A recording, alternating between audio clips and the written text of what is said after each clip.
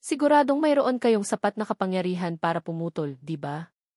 Mabilis na nilapitan ng mga goblin ang mga manlalaro, na lumilikha ng isang magulong eksena ng pagputol, na may mga sigawan, na puno ng tensyon. Isang manlalaro ang sumaksak ng kutsilyo sa tiyan ng isang goblin. Tumalsik ang dugo. Sa tabi niya, may lumundag sa taas na goblin. At pinutol ang isang tao mula sa likod. Sa magulong eksena, ang sistema ay nag-anunsyo. Nakumpleto na ang kinakailangan sa misyon, 1,021 sa 5,143. Sa sandaling ito, ginamit ni Hanja iyon ang katawan ng isa pang manlalaro para maiwasan ang mapanganib na pagputol mula sa goblin. Gayunpaman, sa kasamaang palad, ang manlalaro na iyon ay tinamaan ng goblin. Sa buong katawan niya, tumalsik ang dugo at namatay siya sa lugar. Isang tao ang sinusubukang sakalin ang isang goblin. Sa sandaling ito, nag-anunsyo ang sistema. Nakumpleto na ang kinakailangan sa misyon. 2,120 sa 5,143. Ang mga manlalarong hindi pa nakatatapos ng misyon. Pero biglang huminto sa pag-iisip. Tama, alam ko na kung ano ang ibibigay sa kanya. Sinabi ng anghel, gusto mo ng mas magandang premyo. Karaniwan, agad kong tatanggihan ang kahilingan na tulad nito. Pero pag-iisipan ko na lang. Mag-usap na lang tayong dalawa. Nagulat ang ibang manlalaro. Talaga bang papayag siya? Hindi ko akalain na pwedeng makipagtawaran sa anghel. May ilang taong nag-iisip. Dapat ko kayang subukan ang swerte ko. At humingi ng ibang premyo. Pero naiintindihan din nila ang isang bagay. Na si Yumin ang nasa unang pwesto, kaya siya lang ang may kakayahang kumbinsihin ang anghel na gawin iyon. Lumingon si Yumin at sumulyap kay Jaeyoon, na nakaramdam ng pangangati ng ilang sandali. Pagkatapos, pumasok sina Yumin at ang anghel sa kailaliman ng gubat. Tumawag ang anghel. Bakit hindi ka lumalapit dito? Ako. Ako ba ang kailangan mong lingunin palagi? Tumabi ka sa akin. Sumagot si Yumin. Sige po. Isip-isip ng anghel. Kayong mga bobong tao. Kailangan pang utusan para sumunod. Isang uri na hindi marunong sumunod pero masyadong sakim. Bakit ko siya kailangang palitan ng premyo? Pero pag-iisipang mabuti kung papalitan ko ang premyo. Hindi lang siya, kundi lahat sila ay hihilingin ang parehong bagay. Ipakita ko sa kanya kung anong magiging resulta ng pagiging sakim. Nagpatuloy ang anghel sa pagplano. Kung papatayin ko siya dito, walang makakakita. Pero kung papatayin ko ang manlalaro dahil lang sa personal kong galit, nang hindi ginagamit ang aking kapangyarihan, paano kung magsimula ang mga manlalaro na magrebelde? Ang aking aksyon ay maaaring makasira sa laro. At ako ang sisisihin. Kaya kailangan ko ng lugar na talagang walang tao. Ngumiti ng malamig ang anghel. Bobong tao. Kung tatahimik ka, walang makakaalam kung anong mangyayari. Nang makarating sa isang bakanting lugar, sinabi ng anghel, gusto mo ng premyo, di ba? Sabihin mo, anong gusto mo? Bago pa man matapos magsalita ang anghel, bigla ang sinuntok ni Yumin ng malakas. Ang mukha ng anghel. Hindi siya nagkaroon ng pagkakataon na sumagot, kaya tumilapon siya ng malayo. Dahil sa napakalakas at bigla ang suntok ni Yumin, bumagsak ang anghel at sumigaw sa sakit. May lumabas na kulay dilaw na likido mula sa kanyang bibig. Sumigaw siya ng natataranta. Ano to? Sinuntok ako ng bobong taong yun? Tumayo siya. Ang kanyang mga mata ay puno ng galit, naggangalit ang kanyang mga ngipin at sumigaw. Mga taong walang hiya. Pero nawala na si Yumin sa kanyang paningin. Biglaan. Lumitaw siya mula sa likod na may pulang mata at puno ng galit. Hinawakan ng isang kamay ang isang pakpak ng anghel. Pinagpapawisan ng malamig ang anghel. Sa nag-aalalang mata, nauutal siya. Teka. Anong gagawin mo? Tumigil ka. Huwag di. Bago pa man matapos magsalita ang anghel, walang awa na pinunit ni Yumin ang isang pakpak niya. Nagdulot ito sa kanya ng sakit, kaya sumigaw siya sa sakit. Pumutok ang mukha niya at lumabas ang kulay dilaw na likido. Sinabi ni Yumin na may malamig na mata. Huwag kang umiyak. Pagkatapos, nagpatuloy siya sa pagpunit. Sa natitirang pakpak ng anghel. Napaungol siya sa sakit at pumuti ang kanyang mukha at sumigaw. Si Yumin na parang isang Diyos ng kamatayan ay sinabi. Ngayon, hindi ka na makakatakbo. Pagkatapos punitin ang dalawang pakpak. Tanong ng walang emosyon na binata, masakit ba? Nanginginig na sumagot ang babaeng anghel. Masakit. Mumiti si Yumin ng malamig at sinabing, kung naghintay pa ako ng 5 minuto, ikaw ang magtatanong nito sa akin. At tumawa sa mapagmataas na tawa na iyon. Galit na sumigaw ang anghel. Baliw ka na ba? Bakit ka nagsasabi ng mga walang kwentang bagay? Sumagot si Yumin. Balak mong gamitin ang kutsilyong nakatago sa pakpak mo para patayin ako. Di ba? Huwag mong isiping hindi ko alam kung anong ibig sabihin mo sa patayin, ha? Hindi ko balak gawin yan kahit kailan. Walang saysay ang magsinungaling. Sa pagtingin ko pa lang sa mukha mo, alam ko na ang lahat, Beel. Pinagpapawisan ng malamig ang puting anghel at nautal. Paano nalaman ng isang tao ang pangalan ko? Walang silbi para sa iyo na malaman. Dahan-dahang binunot ni Yumin ang kutsilyo mula sa inventaryo niya. Nang makita ito, nag-alala ng husto ang babaeng anghel at nagtanong. Anong gagawin mo? Bakit mo bigla ang nilabas ang sandata? Tumingin si Yumin sa kutsilyo at sumagot. Hindi mo pa ba naiintindihan? Sa sandaling ito, nagbanta pa rin siya. Gustong pasabugin ang ulo ko hanggang sa mabaliw. Isang pitik lang ang daliri ko at mawawala ang iyong. Hindi ka na magkakaroon ng kakayahang pumatay ng kahit sino. Pagkatapos marinig ito, pinagpapawisan ng husto ang anghel at nagtaka. Paano niya nalaman ang lahat? Pagkatapos, nauutal siya. Sa tingin mo makakatakas ka sa kasalanan? Tiyak na hindi magtatagal ang mga kasama ko. Mga kasama? Anong kalokohan? Ang mga anghel ay isang makasariling grupo. Wala silang pakialam sa problema ng ibang tao. Kung mamatay ka o hindi, wala silang pakialam. Kalokohan. Sapat na yan. Hayaan mo akong ipadala ka sa iyong daan. Teka, wala kang makukuha sa paggawa nito, di ba? Meron nga ba? Pero kahit na ano pa, wala kang alam. Kung patayin mo ako, pagsisisihan mo ito. Hindi ka makakabalik. Ito ang sistemang otomatiko akong ibabalik. Pagkatapos kong malutas ang lahat. Paano mo nalalaman pati yun? Tapos sumigaw siya ng natataranta. Tama. Ibibigay ko sa iyo ang kahit anong impormasyon na gusto mo. Bigyan mo ako ng pagkakataon. Hindi na kailangan. Kung kailangan ko ng impormasyon, pahihirapan kita para makuha ang lahat ng gusto ko. At saka, sa kapaligiran ng laro, kailangan kong maging kung ano ako. Bukod pa doon, ang katotohanan na isa ka lang piyesa. Na gumaganap bilang tagapayo. Ano? Bago pa man siya matapos magsalita. Mabilis na sinaksak ni Yumin ng kutsilyo ang puso niya. Mabilis siyang bumagsak sa lugar.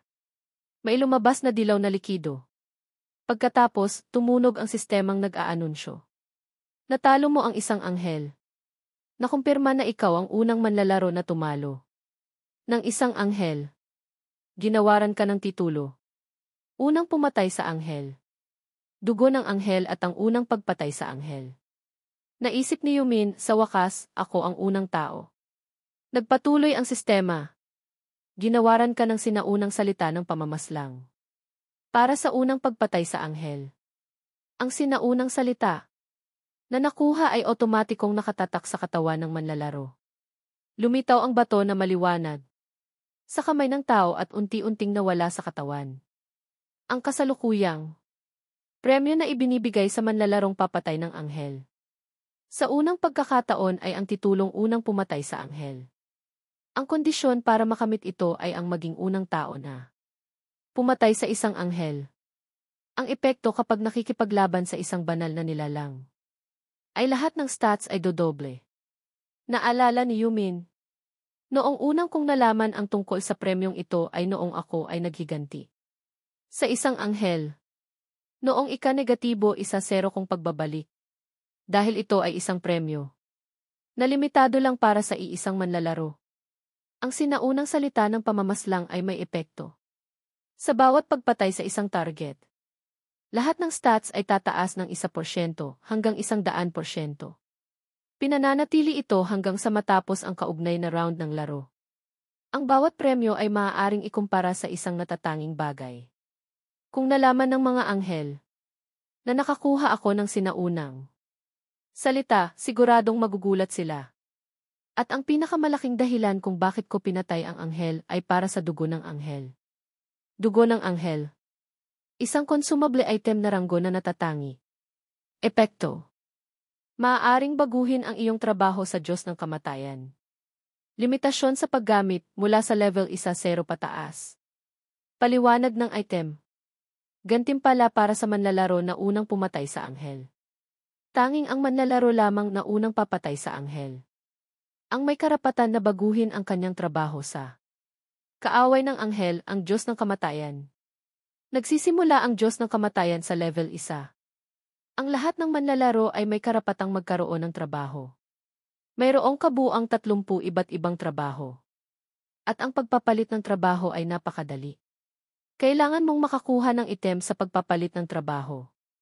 Kadalasan, makukuha mo ang item na ito sa pamamagitan ng pangangaso o sa pamamagitan ng pagkumpleto ng isang simpleng kondisyon. Pero mayroon ding mga eksepsyon. Iyon ay kapag lumipat sa isang espesyal na trabaho. Ang trabaho ay ibinibigay lamang sa manlalaro sa ilalim ng mga espesyal na pangyayari at syempre ang mga espesyal na trabaho na ito ay nasa ibang antas kumpara sa mga normal na trabaho. Ang stats ay nagdaragdag, nagpapataas ng antas, mga kasanayan at iba pa. Ang lahat ay napakagaling na halos perpekto. Sa pagsasalita niyan, hindi ko pa natatapos ang round. Bago pa man ako makabalik. Kung gayon, gagamitin ko ang premyong nakuha ko salamat sa pagiging una sa lahat ng lugar. Maaari kang pumili ng isa sa mga sumusunod na premyo. Pindutin ang premyo na gusto mo. Isang epekto ng pagtaas ng karanasan ng 3 beses na magpapatuloy sa susunod na round. 2,000 ginto. Impormasyon tungkol sa round 2. Ang mahalaga ngayon ay mabilisang umakyat sa level 1-0 at palitan ang aking trabaho. Pinili mo ang epekto na triple ang karanasan. Ang round 2 ay otomatikong ilalapat ang epekto. Isip-isip niya. Ito na ang huling pagkakataon. Kaya wala na akong ibang pagpipilian. Sa anumang paraan, kailangan kong maging mas malakas. Natapos ang round 1. Lahat ng lugar, ang bilang ng mga nakaligtas ay 7,514,646 ang kasalukuyang lugar. Ang ESC-45, ang bilang ng mga nakaligtas ay 5,143,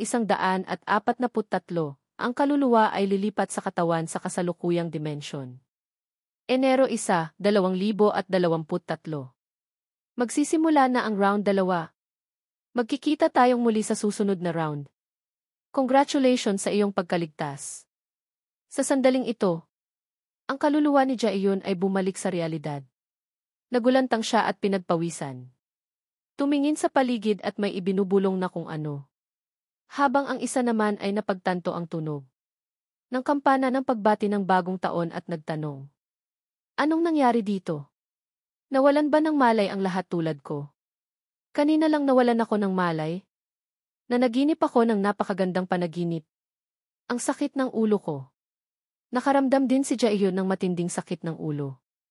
At napagtanto na ang panaginip kanina ay napakagulo. Tumingin siya sa relo sa kanyang telepono. 5:20 Jackie at nagtataka. Bakit ang oras dito ay lumipas? Tulad ng sa aking panaginip. Nagreklamo ang isa, ulo ko. Ang sakit ng katawan ko. Nagtanong si Jaeyoon, gising na ba kayo? Sumagot ang isa kay Jaeyoon, nawalan ako ng malay kanina. At ang sagot ay, hindi lang ikaw kundi ang lahat dito. Nagsimulang mapagtanto ng lahat na nakatulog sila ng ilang sandali. Hindi nila maintindihan kung anong nangyari. Sinabi ng isang tao na naginip ako ng napakagandang panaginip. Sa pakikinig noon, nagpatuloy ang isa. Ako rin. Jaeyon, nanaginip ka ba? Kinumpirma ni Jaeyon na mayroon siyang. Pero hindi niya akalain na bumalik sila. Bumalik mula sa impyernong iyon. Bigla siyang napasigaw. Buhay pa ako. Buhay pa ako. Pero pagkatapos ay nagtanong sa sarili. Panaginip lang kaya yun? Nagsimulang makipagtalo ang lahat. Nagtataka kung totoo ba ang lahat ng nangyari. Totoo ba ang mga goblin at ang round ng hamon? Nag-alala ang isa. Sa susunod na buwan, lilipat kaya tayo pabalik doon? Napansin ng isa na may isang tao sa grupo na hindi pa rin nagigising. At sumigaw ng, "Hoy, bakit hindi pa nagigising yung isang to? Hoy, Kim Tae-shik, gumising ka." Sinubukan nilang tawagin siya. Pero natuklasan na hindi na siya humihinga. Hinawakan nila ang katawan niya at hindi naramdaman ang anumang pulso. Patay na si Tae-shik. Impossible. Patay ba siya dahil hindi siya nakaligtas? Sa laro, napuno ng pag-aalala. Nang mapagtanto nila na ang mga taong hindi nagising dito ay mga patay na katawan. Kalahati ng grupo ay hindi nakaligtas. At ang mga nakaligtas ay naguguluhan. Sige kaya ang mga susunod na round? Nagtataka ang isang taong nakakaramdam ng inhustisya. Ibig sabihin ba nito na kailangan nilang harapin ang mga walang saysay na pagsubok ng walang anumang pagkakataon na makaligtas ng payapa? Kailangan lang nating makaligtas. Sabi ng isa pa, sinusubukang pakalmahin ang kanyang mga kasama. Napagtanto nila na hindi lang sila ang nahulog sa sitwasyong ito, kundi lahat ay nahaharap sa parehong kalagayan. Sumingit ang isa pa ng walang pakialam tao. Nabuhay ako buong buhay ko bilang isang thug. Kaya wala akong dapat ikatakot na mawala. Kahit pa ang buhay ko. Sinalungat siya ng isa sa grupo, tao, iba ako. Marami pa akong gustong gawin. At hinanap niya ang isang bagay. Tao, wala akong nakikitang runner para sa'yo. Naalala ni Yumin ang asong iyon. Naalala niya na nakita niya ito bago magsimula. Hindi kaya namatay na ito sa kung saan sa laro. Tama nga naman. Ang isang noob na tulad niya ay hindi siguro nakaligtas. At tumingin siya sa paligid. Nakita niya ang isang taong may suot na armor at nagtaka kung saan kaya ito nakuha. Sa gitna ng kaguluhan, di sinasadya ni Yongmin na makita ang lumitaw na status window sa kanyang harapan. Hindi maaari di. Ito ang status window. Nagkagulo ang mga tao, nag-uusap tungkol sa status window. Nagtatanong kung ito ba ay lumalabas para sa bawat isa. Hindi rin nila nakikita ang status ng iba. Pumulot si Yumi ng isang bato sa lupa at pinisa ito. Nawasak ito ng madali. Nararamdaman ang bagong lakas at tumawa ng masaya. Ang galing nito.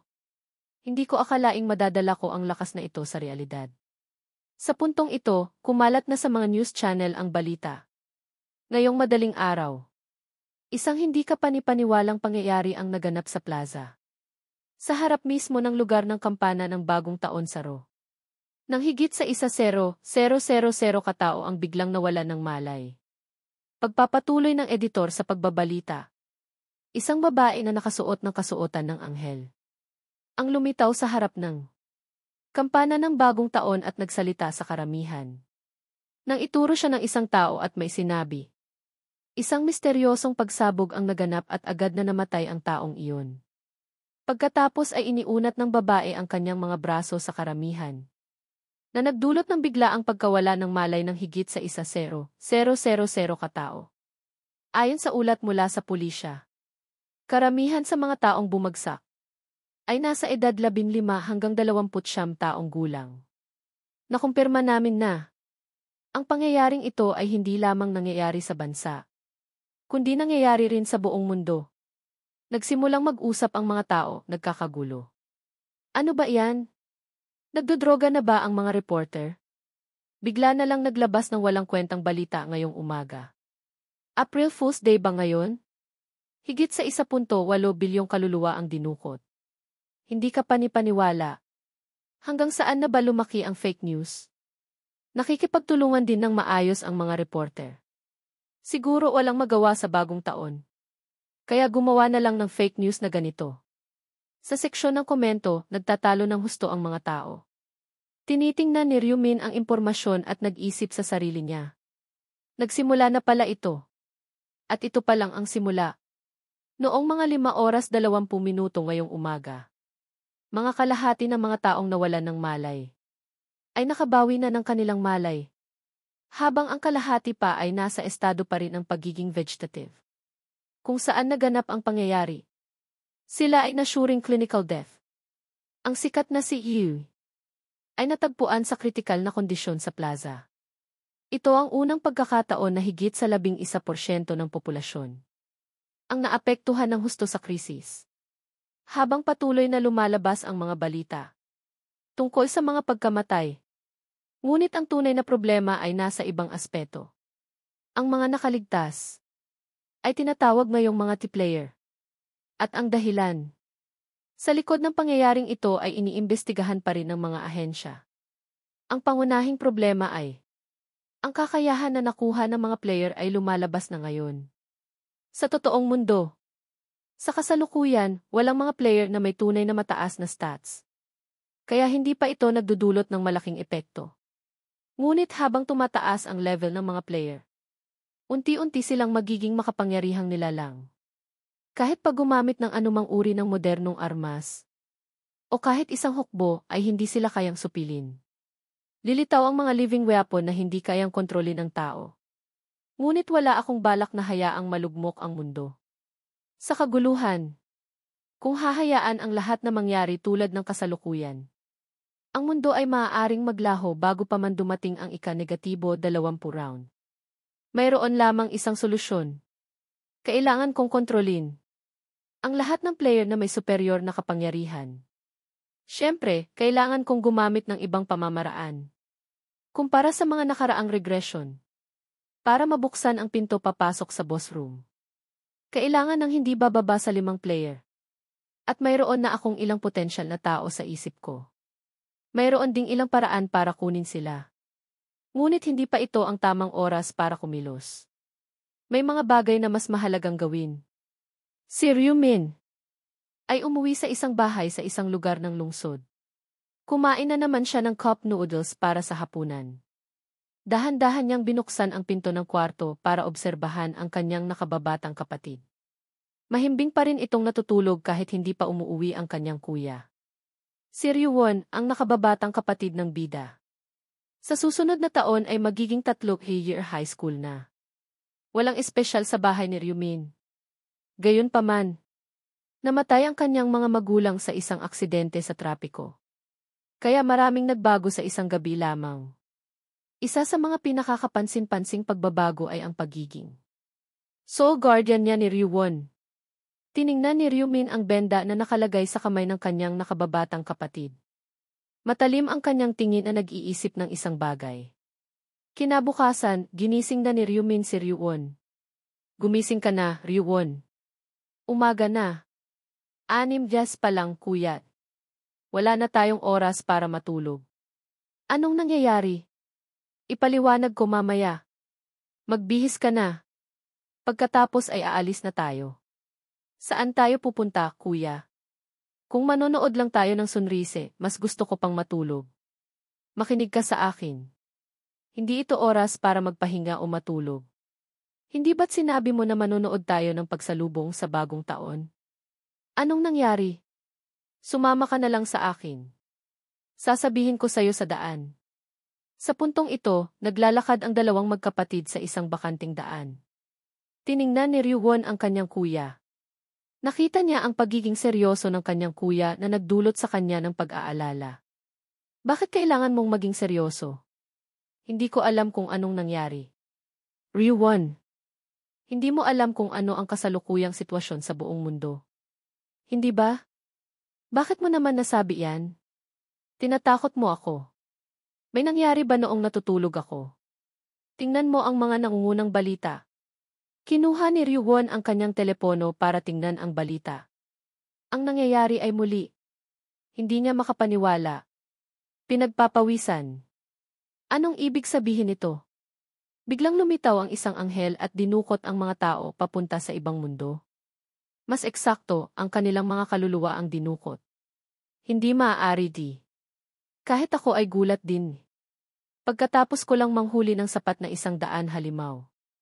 Na tinatawag na goblin. Na nakaligtas ako.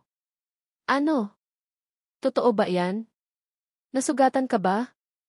Huwag kang mag-alala para sa akin. Paano ako hindi mag-aalala? Ikaw ang pamilya ko. Ikaw ang nag-iisang taong meron ako. Siyempre alam ko. Para mapunan ang puwang na iniwan ni mama at papa. Kailangan mong magkaroon ng matatag na pag-iisip. Pero ang magkaroon ng matatag na pag-iisip at pumatay ng 100 halimaw ay dalawang magkaibang bagay. Mayroon ka ring mahinang panig. Alam ko kung ano ang iniisip mo. Mayroon silang sistema doon na tinatawag na stats. Katulad ng sa laro. Kaya, hindi gaanong mahalaga ang aking pisikal na kasanayan. Kaya hindi mo kailangang mag-alala. Ngunit kung nakita mo ako sa hinaharap, sigurado akong hindi mo naiisipin ang ganoon. Anong ibig mong sabihin? Kung gusto mong malaman, sumama ka na lang sa akin. Ayaw kong sumama. Hanggang hindi mo sinasabi sa akin kung saan tayo pupunta. Hindi ako aalis dito. Kaya't sinabi na ni Yuilhan ang totoo sa kanyang kapatid. Pupunta tayo sa lugar ng Tegugang. Kung saan nagmumula ang nananakot sa iyo. Sa lungga ng pinuno ng mga buli. Lumingon si Yuilhan sa kanyang kapatid at nagtanong. Ginugulo ka ba ng Tegugang? Nagulat si Yuwon at nasabi. Alam mo na pala? Sumagot si Yuilhan, akala mo ba hindi ko alam? Naisip ni Yuwon sa kanyang sarili, ngunit ayaw sabihin sa kanyang kuya. Nahihirapan na nga siya. Napabuntong hininga si Yuilhan sa kanyang nakababatang kapatid. Yuwon, pasensya ka na. Sa totoo lang, hindi ko alam. Nalaman ko lang ang totoo. Ilang oras pagka-uwi ko galing sa unang round. Naalala niya. Habang mahimbing na natutulog si Yuilhan, sinabi ni Yuwon. Kuya, labas lang ako saglit. Habang natutulog, tumunog ang telepono ni Yuilhan. Hello, magandang araw. Ito ba ang numero ng guardian ni Yuilhan? Kailangan mong pumunta agad sa Hospital 20. Nang marinig ang balita na binugbog ang kanyang nag-iisang kapatid. Mabilis na tumakbo si Yuilhan sa ospital. Nabulag siya matapos siyang bugbugin ng Tegugang. Sinisisi ni Yuilhan ang kanyang sarili dahil sa kanyang katangahan at kahinaan. Hindi ko kayang protektahan ang kapatid ko. Paumanhin, paumanhin. Yuwon, wala nang mangbubuli sa'yo. Wala na. Scene change sa isang abandonadong bahay. Isang malas na binata. Ang tinamaan sa dibdib at tumilapon. Sa tabi niya, may 2 iba pa na nakaluhod. Puno ng galos ang kanilang katawan. Isang sigaw ang umalingaw-ngaw, gusto niyo bang mamatay? Hindi ba't sinabi ko na dalhin niyo sa akin ang tig-negatibo 200,000 won? Ang mapang-abusong ito ay si Taegyu.